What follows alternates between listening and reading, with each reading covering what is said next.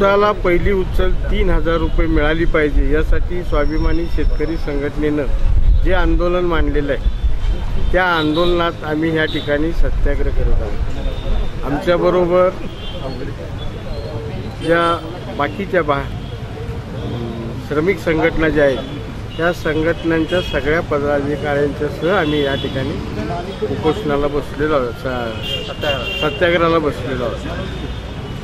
वास्तविक पाहता रंगराजन समितीच्या अहवालाप्रमाणे 3000 रुपये ऊसाला पहिली उचल द्यायला परवडत असताना त्या मुर्दार शासनानं अजूनपर्यंत त्याचे कुठलाही उच्चार केलेला नाही आणि त्यामुळं सध्या महाराष्ट्रात, संपूर्ण महाराष्ट्रात ऊस आंदोलन हे चिघळलेलं आहे। काही ठिकाणी जाळपोळ होती, काय होतं, पण शेतकऱ्यांचा झालेला उद्रेक यापासून बाहेर पडत असून यासाठी शासनानं लगेच निर्णय घ्यावा अशी आमची अपेक्षा आहे। आज कोल्हापूर जिल्ह्यातील मंडलिक यांच्या कारखान्यानं 2650 रुपये ऊसाला दर देऊन त्याची कोंडी फोडलेली आहे। 2200 रुपये पहिल्या हप्त्याची देणार आणि 450 रुपये दुसऱ्या हप्त्याचे देणार।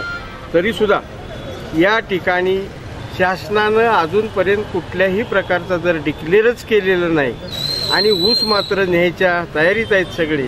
हेच शासनकर्ते सांगतात की जर ऊस लेट झाला, उशीर झाला ऊसाला तर ऊस शिल्लक राहील आणि शेतकऱ्याचंच नुकसान होईल।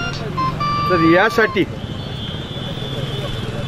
लवकरात लवकर तोडगा निघावा ही शेतकरी संघटनेची बी अपेक्षा आहे। आम्ही ज्या ज्या ठिकाणी यांनी सांगितलं की थोड्यात निर्णय होऊ द्या, अगदी पंतप्रधानापर्यंत गेलं, पण आपल्याच राज्यातले असणारे आपल्या शेजारच्या जिल्ह्यातले भारताचे कृषी मंत्री हे मात्र अजून सुद्धा याच्यावर तोडगा काढत नाहीत।